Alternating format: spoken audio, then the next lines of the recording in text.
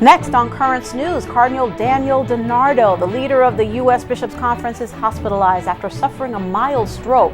We'll update his condition and tell you how to spot warning signs. Counterterrorism squads raid homes in connection with the mosque massacre in New Zealand as the death toll rises. Catholic priests return to their roots at St. John's Prep in Queens. They're on a mission to inspire. Plus, Cardinal Timothy Dolan and Brooklyn Bishop Nicholas DiMarzio were on hand for the world-famous St. Patrick's Day parade to honor the man who spread the Catholic faith. The news starts right now.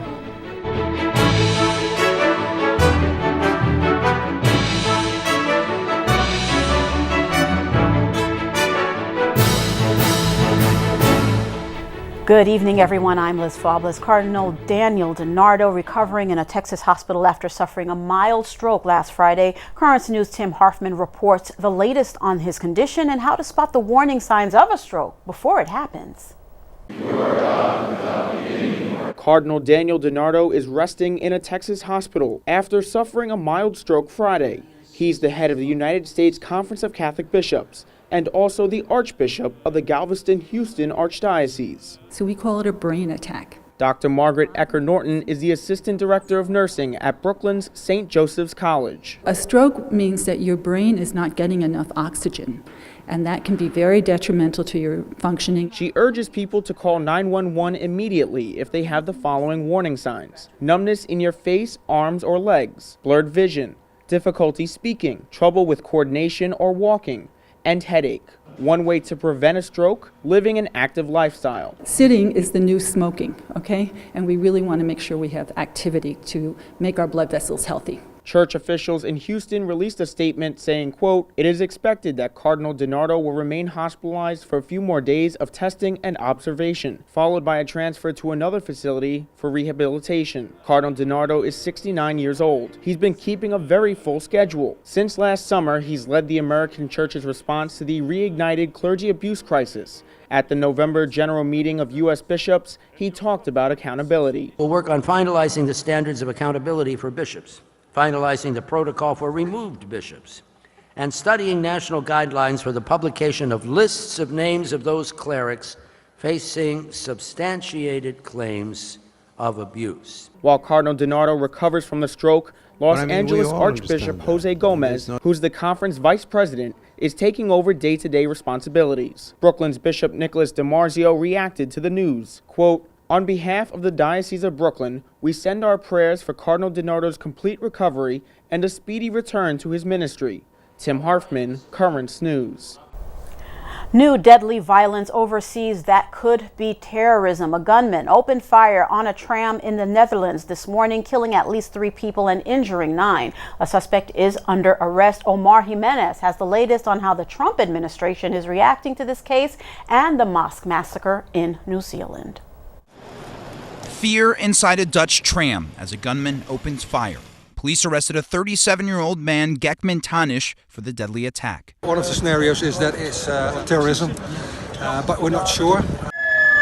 The shooting in the Netherlands happening just 3 days after the deadliest terror attack in New Zealand's history.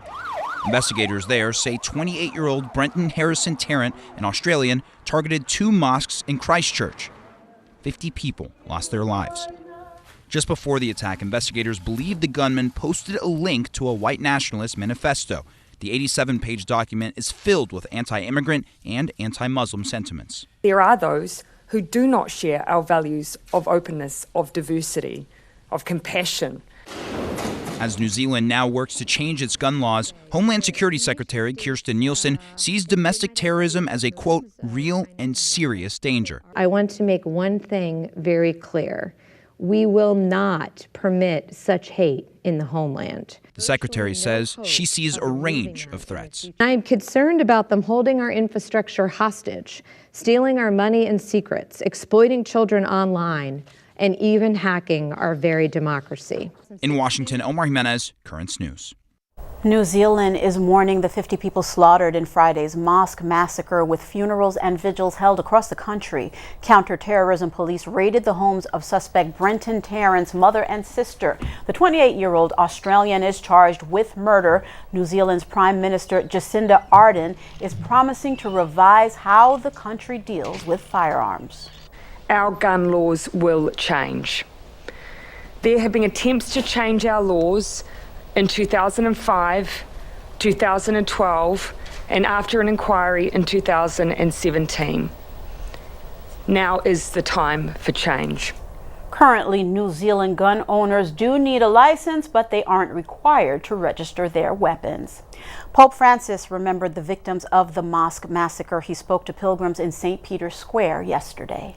In questi giorni, al dolore per le guerre e I conflitti che non cessano di affliggere tutta l'umanità, si è aggiunto quello per le vittime dell'orribile attentato contro 2 moschee a Christchurch in Nuova Zelanda.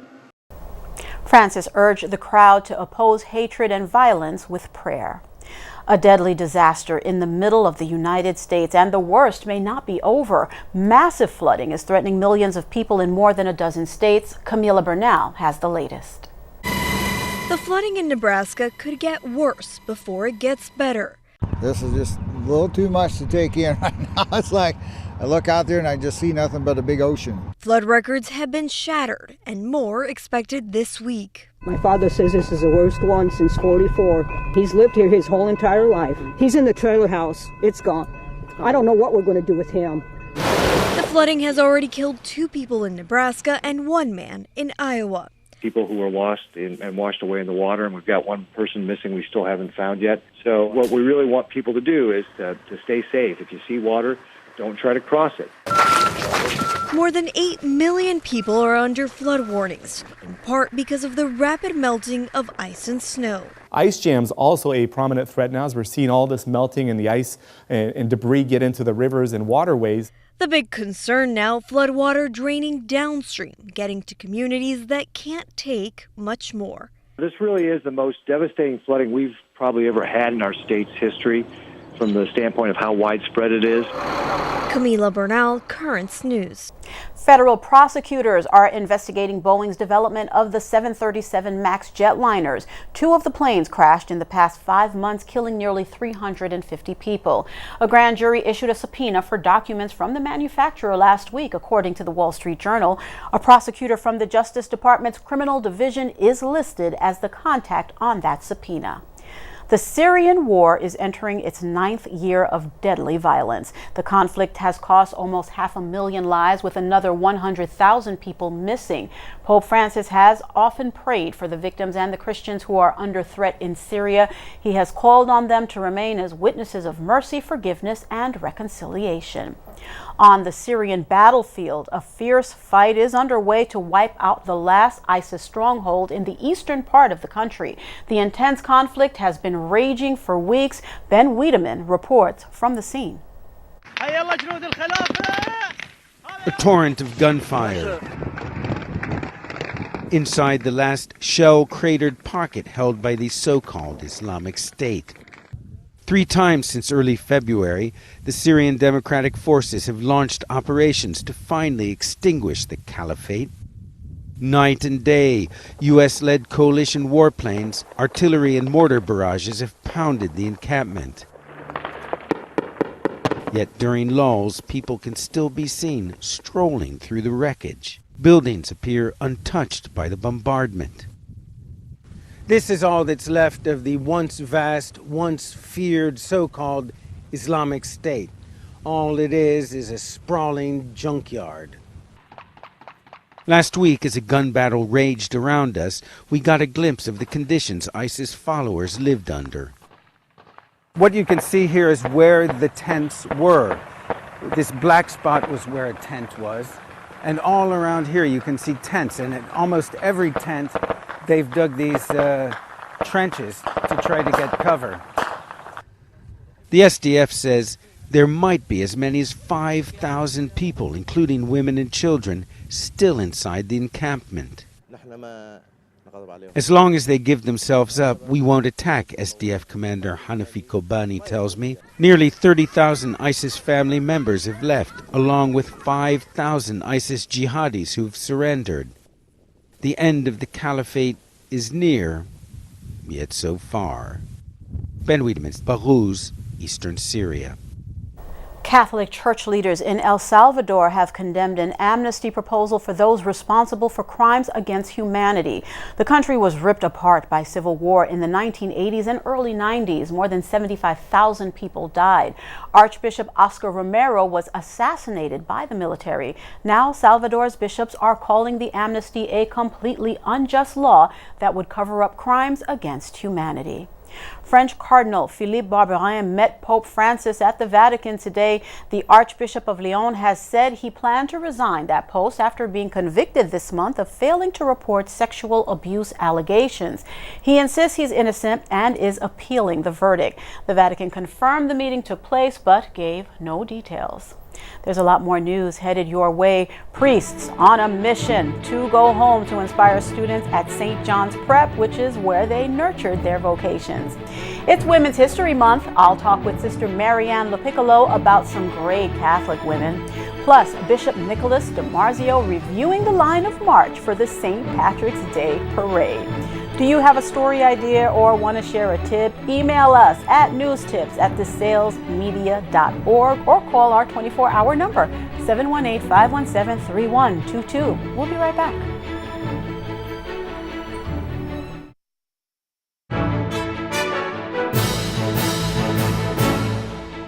A pair of priests went back to school the other day. They were on a mission to inspire students at St. John's Prep in Queens. That's where the priests went to school and developed their vocations. Currents News' Emily Druby reports.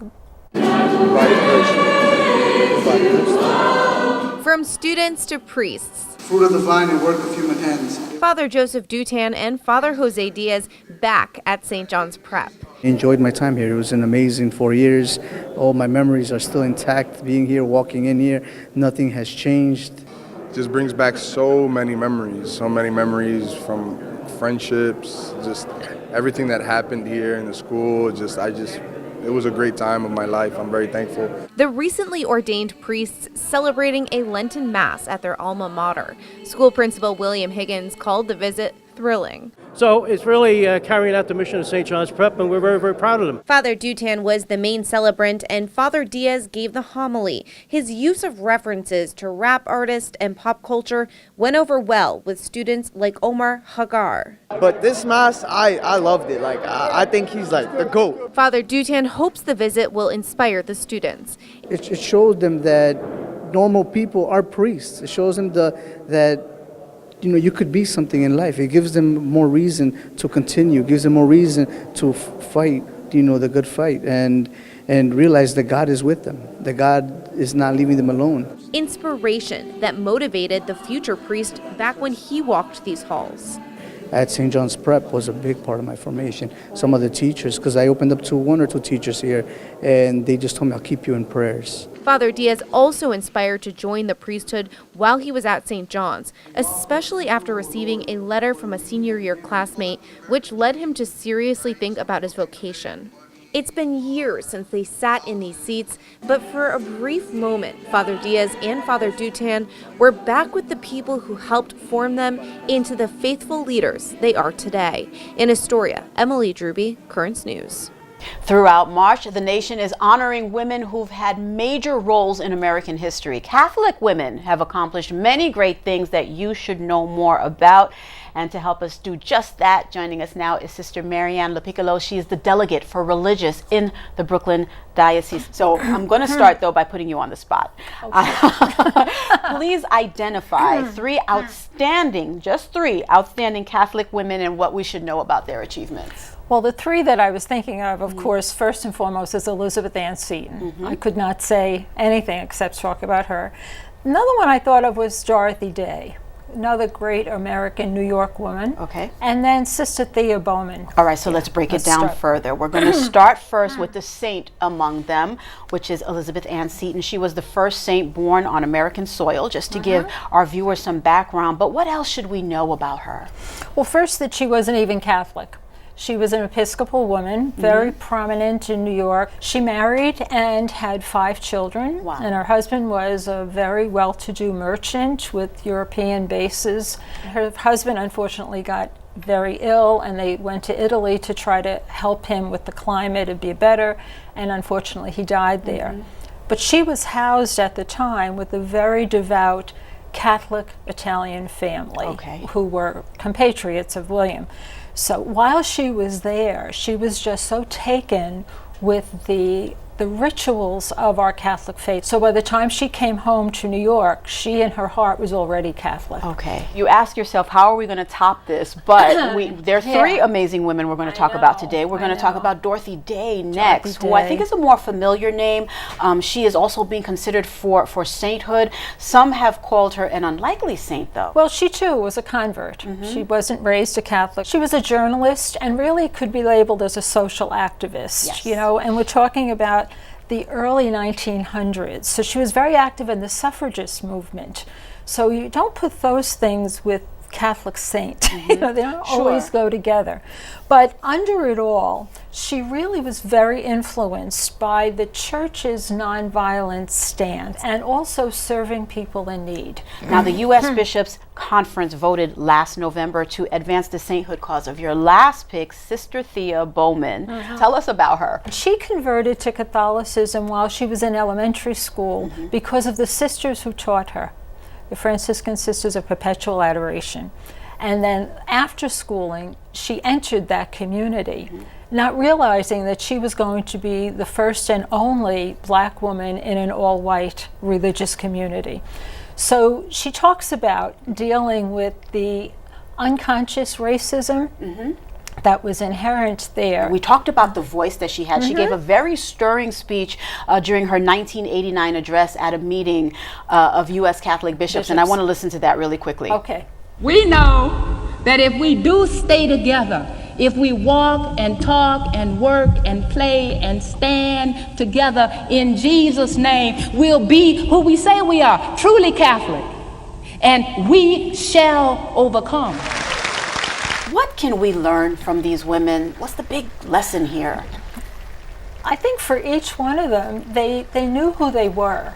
You know, they had a sense of their own being called, not just by God, but by society, by their upbringing, that they had a purpose in life, and that their relationship with God and allowing God's grace to lead them and move them, they did phenomenal things. You know, Elizabeth always said, I'm doing ordinary things, but she did them in an extraordinary way. And I think we could say that for the 3 women, and 3 among how many women we could honor at this time. Well, Sister LaPiccolo, I say this with sincerity. You too are a voice that needs to be heard in our diocese, and I always appreciate when you come on and talk with me. Thank you. I love to come. Thank you. Thank you. Bishop DiMarzio, Cardinal Timothy Dolan, and many more New Yorkers line Fifth Avenue Saturday for the St. Patrick's Day Parade. Currents News' Katie Engesser has that story. Keeping time to the tunes of old, men, women, and children marched through a sea of green for over 6 hours on Fifth Avenue. They are celebrating their heritage with the oldest parade to their patron. Today, St. Patrick's Day. It's the day that New York becomes Irish. The show of Irish pride has been going on for over 250 years.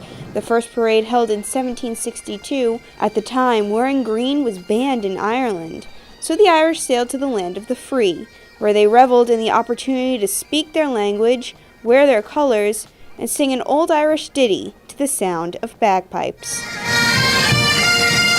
When we Irish came here, we got in. Now, sometimes we had a lot of hardships and adversity and animosity when we got here, but that's why I think the Irish have a tender spot in their heart for the immigrant.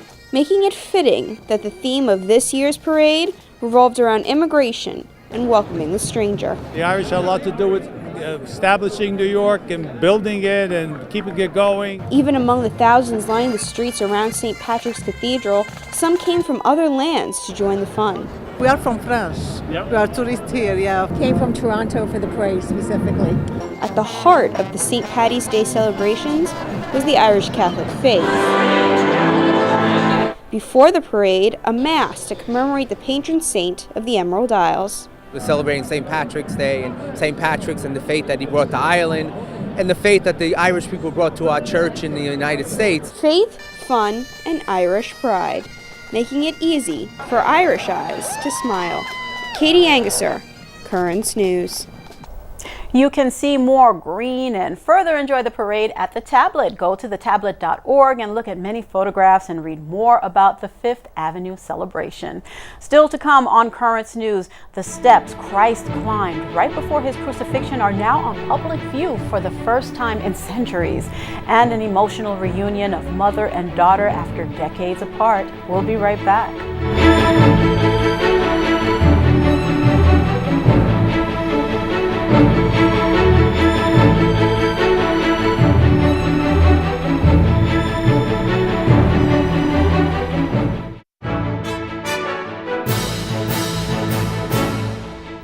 For the first time in 300 years, the marble steps that Jesus climbed are open to the public. According to church tradition, the holy stairs are the same ones Jesus walked when Pontius Pilate brought him before the crowd before he was crucified. The marble steps were protected by thick wooden panels since 1723.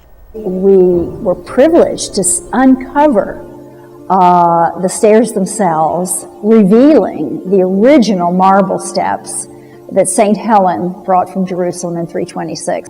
But what we saw this morning are the grooves and the troughs and the usage of millions of faithful over the years from the 3rd century on. The newly restored holy stairs will be unveiled on April 11th and remain open for at least 40 days. A Florida mom and her daughter are together again after decades apart. They were reunited during a very emotional moment, and now they're even finishing each other's sentences. I'm ready. This is 76-year-old Joy Shearer. She's waited a lifetime to meet the daughter she last saw when she placed her in the arms of a nun at an orphanage. We have not seen each other for 52 years. The last time I saw her, she was just a little bitty baby.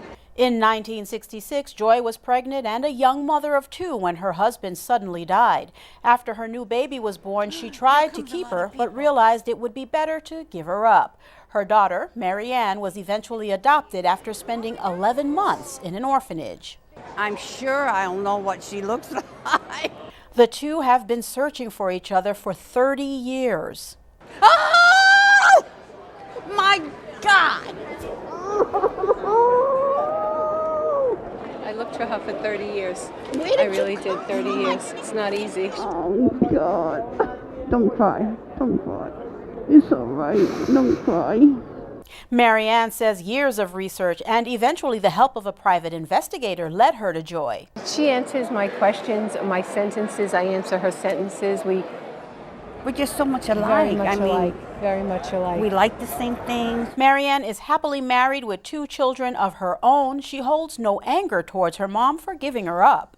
And if it wasn't for her selflessness, I wouldn't have all of that. So I absolutely have no anger at all. I felt that I was doing the right thing, at that time. Would I do it over again? Definitely not.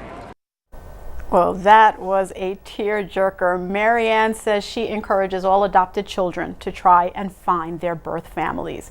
That is Currents News. I'm Liz Faublas. Thank you for joining us because we are putting your faith in the news. I hope to see you again next time.